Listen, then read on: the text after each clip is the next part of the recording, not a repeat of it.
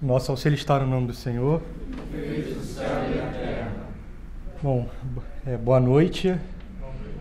Estamos praticamente encerrando as atividades presenciais do Centro Dom Bosco esse ano. E aí a ideia era fazer uma intervenção um pouco mais breve em comparação às aulas que nós temos aqui, mas como uma proposta de reflexão para os amigos do Centro Dom Bosco, de certa forma, que participam das atividades físicas aqui, e também daqueles que nos acompanham pelas redes sociais. E aí, para isso, eu queria trazer um texto bem curto, mas que vai dar para a gente fazer uma reflexão bem interessante sobre o que foi, basicamente, o ano de 2020. Então, recapitulando um pouco, como vocês sabem, a data de fundação do Centro Dom Bosco, ela marca em 17 de setembro de 2016. A nossa primeira aula ocorreu dia 28 de novembro de 2016, com o professor Sidney. Quem é das antigas teve a oportunidade de assistir muitas aulas do professor Sidney Silveira, que durante grande parte do primeiro ano foi praticamente o nosso professor exclusivo, primeiro formador, e foi muito importante nesse processo de amadurecimento. Logo depois veio o professor Pachá com aulas de literatura e depois, efetivamente, com as turmas de latim. E eu diria que me parece que desde o início, desde aquela primeira aula do Centro Dom Bosco, existia alguma percepção, pelo menos nos líderes, daquilo que estava acontecendo, de que a fundação do Centro Dom Bosco não seria meramente uma reunião de membros semanais e que ficaria ali como mais um grupo de estudos qualquer, mas, principalmente a partir das aulas do Sidney, da nossa primeira atividade presencial, logo pareceu que essa obra, em algum sentido, por graça de Deus, ela deveria crescer. Então, muito por uma combinação, e aí eu dizendo por mim, de como eu sou testemunha disso, uma combinação única de pessoas. A começar pelo nosso presidente. Então, Pedro, eu vejo que foi uma graça de Deus tremenda, porque, como vocês sabem, em aulas, e nós já contamos essa história algumas vezes, a concepção do Centro Dom Bosco, ele tomou uma forma muito grande a partir de uma discussão em grupo de WhatsApp do meu irmão com um diácono comunista. E aí o Pedro foi parabenizar, então depois a gente teve uma série de conversas, e a teoria do que seria o Centro Dom Bosco, ela já estava também germen ali, porque nós já tínhamos estudado sobre guerra cultural, sobre a ideia de minorias, sobre toda a experiência do Centro Dom Vital, lido algumas biografias sobre o assunto, sobre a época, etc. Então, a coisa que existia meio em germen no início do ano de 2016, logo foi tomando forma e de uma forma acelerada.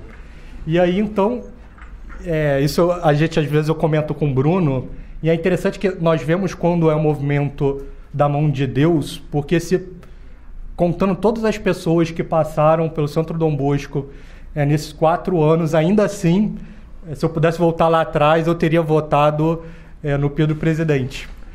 Então, e também para presidente do Brasil, como o Lucas sugeriu brincando hoje. Falando sério, então, eu votaria sério também. Mas mas é o Pedro e não só o Pedro. Então, essa combinação única, ela vem com outras pessoas também, como o meu irmão Bruno. Então, a palavrinha que eu melhor consigo utilizar para definir o Bruno é CEO, né? Então, ele é um CEO católico, ele tem uma habilidade única do país de sair do outro lado, qualquer que seja a iniciativa. Então, ele sempre sugere as coisas, eu acho loucura, e a coisa acaba acontecendo, né? Então, isso também ajuda muito no crescimento. E outros grandes nomes vieram a se juntar a essa iniciativa ao longo do tempo, seja desde a turma inicial, e aí veio o Lucas Henrique, o professor Luciano, pessoas com habilidades únicas que que o apostolado necessitava, como o Eugênio, o Erisberto, o Igor, o Carlos. Então, todo esse caldo já sugeria lá no início de que, bom, me parece que algum tempo isso vai durar. Então, se algum tempo isso vai durar, qual foi o papel que eu reservei para mim nessa história? A ideia de ser um escrivão de tudo isso que está acontecendo. Então, desde a semana de fundação, nós temos meio que não um diário, mas um quase diário com todas essas guerras que o Centro Dom Bosco enfrentou nesses 4 anos. E, além disso, uma das coisas que eu tenho tentado fazer é, no último dia do ano, fazer um balanço do que aconteceu. E pensar, bom, o que pode ser para o ano que vem? E aí, com base nisso, a ideia era ler um pouco para nós vermos como novos desafios surgem, novos caminhos são colocados e novos desafios ao longo do tempo, e às vezes aquela impressão que a gente tinha de como vai ser o futuro, ela muda completamente. Então eu queria ler trechos, pelo menos os trechos mais publicáveis, dessa parte aqui, dessa reflexão além do livro, né? Então, foi escrito então, no último dia, 31 de dezembro de 2019, certo? Se no ano de 2018 foi um ano marcadamente de crescimento, nos parece que o ano de 2019 foi de consolidação da Liga. Encerramos o ano com 46 centros integrantes da Liga. Então foi um crescimento muito exponencial nesse processo, que deu muita esperança para todos nós. Eu acho que muitos de vocês aqui acompanharam, puderam ir à Liga 3 e perceberam isso claramente, a força do movimento católico no final do ano de 2019. E aí, algumas reflexões dizendo que alguns centros estavam crescendo, outros estagnados, outros decrescendo, mas é interessante que a previsão conservadora que eu coloquei, a ideia era que você teve um boom, porque já tinham vários grupos organizados que só queriam uma estrutura, então por isso esse boom, e eu imaginava que chegaríamos nesse ano com 60 centros, e com uma ação católica muito forte. Essa era a previsão inicial. E aí eu destaco alguns dos centros que para nós era referência, o Centro Anchieta, o ISPA, o Instituto Jackson de Figueiredo, e também dos benefícios que nós víamos no mercado editorial, porque as iniciativas pulularam nos outros centros. E aí o Centro Anchieta, mais uma vez, lançando livros, o Instituto Santo Atanásio, o Centro Santo Afonso, que são obras que nós vemos tanto fisicamente aqui, como nas redes sociais. E um balanço também das ligas. Então, nós tínhamos feito no ano de 2019 3 eventos regionais, um em Foz do Iguaçu, um em Belo Horizonte e um terceiro em João Pessoa. E também, um outro ponto colocado nessa reflexão era o crescimento internacional da Liga. A Liga 3, para quem compareceu, pôde perceber muito isso.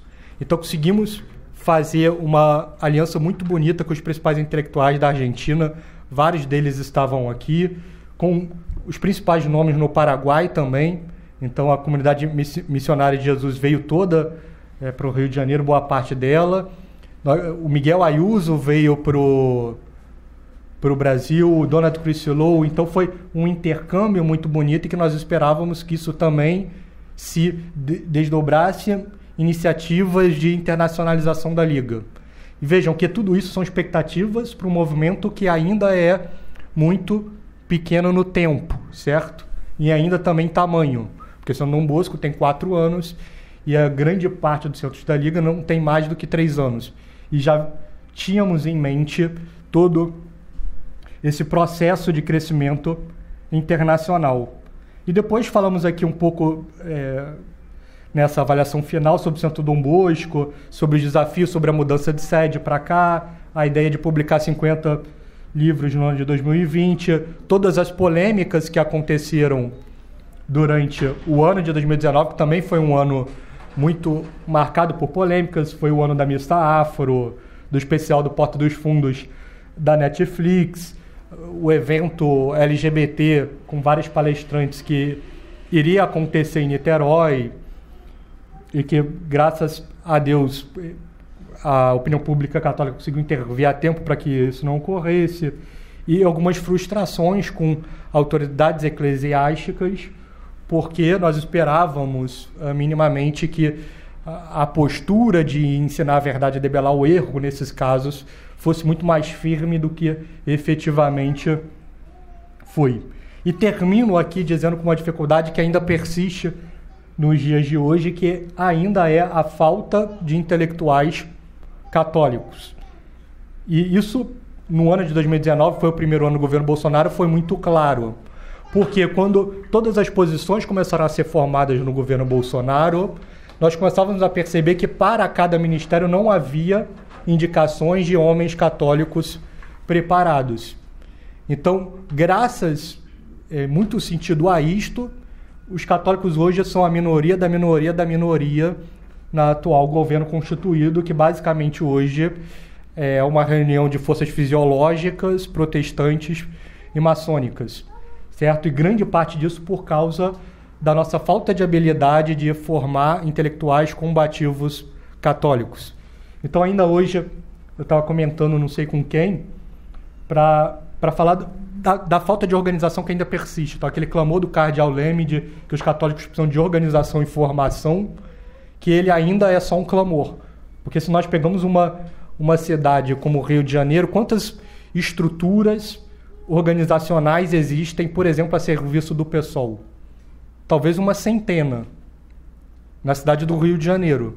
Você vai ter coletivo A, B, C, D, organização de jornalista, organização daquilo e de outra, e os católicos muito mal, um ou dois organizações de leigos. Então, nós perdemos muito na organização e é por isso que eles conseguem, por exemplo, no âmbito político, eleger 7 vereadores, enquanto do lado católico nós vamos ter 3 candidatos e nenhum eleito.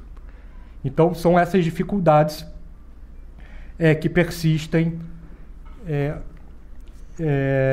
que foram avaliadas naquele cenário. Então, vejam que o cenário para o início do ano de 2020 era um cenário que eu diria para todas as pessoas e organizações, mais ainda para Santo Dom Bosco, para a Liga Cristo Rei, um cenário de esperança.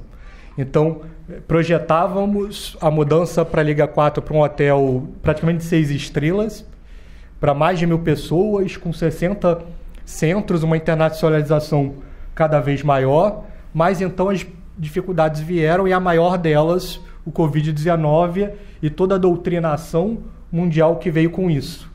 E aí, eu diria que os primeiros meses foram muito difíceis para São Dom Bosco, porque foram meses de fechamento. Então, se a ideia do apostolado católico, o Pedro vai falar um pouco sobre isso, ela é presencial, antes de tudo, quando veio o Covid, todos os 46 centros fecharam, certo? As portas temporariamente, alguns foram à internet, então foi um processo muito de certa paralisação e agora um retorno que ele só começa nos meses de outubro, novembro e agora dezembro. E para piorar o cenário para todos nós, houve uma série de pequenos conflitos, um muito marcado, que fez com que 4 dos centros saíssem da Liga, dificultando ainda mais o apostolado. Então eu diria que hoje, se a expectativa eram 60 centros, talvez nós estejamos trabalhando com algo em torno de 35 ou 36, certo? Então são dificuldades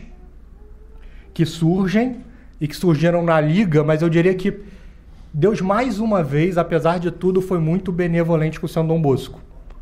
Porque apesar de todas as dificuldades, e aí restringindo o assunto mais para São Dom Bosco, eu diria que foi um ano de crescimento. Foi primeiro um ano de crescimento espiritual muito grande, de um certo experiência, porque foi um ano muito difícil, certo? Um ano de muitos combates, um ano que fez com que nós tivéssemos que nos amadurecer cada vez mais. Eu vi isso em alguns membros do Centro Dom Bosco de uma forma muito nítida, muito marcada.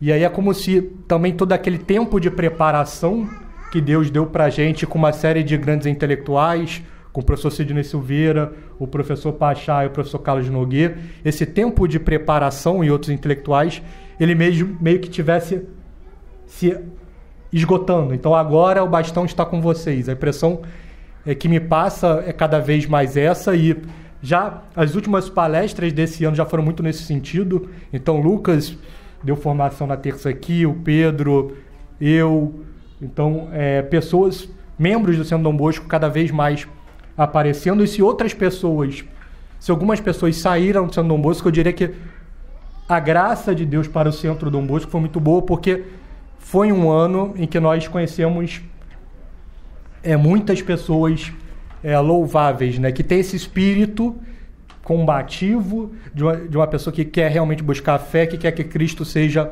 amado no país. Então, algumas já começaram a frequentação do Dom Bosco em 2019, mas eu diria que 2020 foi um ano de certa solidificação, né? E algumas dessas pessoas estão presentes aqui. Alguns militares, que é algo que muito nos alegra. E, então, assim, esse tipo de pessoa, essas pessoas se aproximando, para mim é um motivo de muita alegria, certo? Então, foi um ano difícil, é isso que eu diria. As coisas não cumpriram muito, não foram muito naquele sentido que nós esperávamos, mas bendito seja Deus por isso, porque foi um ano de muito amadurecimento, um ano de crescimento do Centro Dom Bosco, apesar das dificuldades. Então, um ano de crescimento, tanto em termos de número de membros, de participação, de atividades, de confrontos. Então, tudo isso nós temos que dar graças a Deus por isso. E, para terminar essa breve reflexão sobre os desafios que nós enfrentamos no ano de 2020, eu queria trazer aqui uma passagem de Mateus, capítulo 24, versículos 6 a 13, que mostra muito como nós devemos perseverar daqui para frente nesse momento de caos. Ouvireis falar de guerras e de rumores de guerra. Atenção, que isso não vos perturbe, porque é preciso que isso aconteça. Mas ainda não será o fim. Irá levantar-se nação contra nação, reino contra reino, e haverá fome, peste e grandes desgraças em diversos lugares.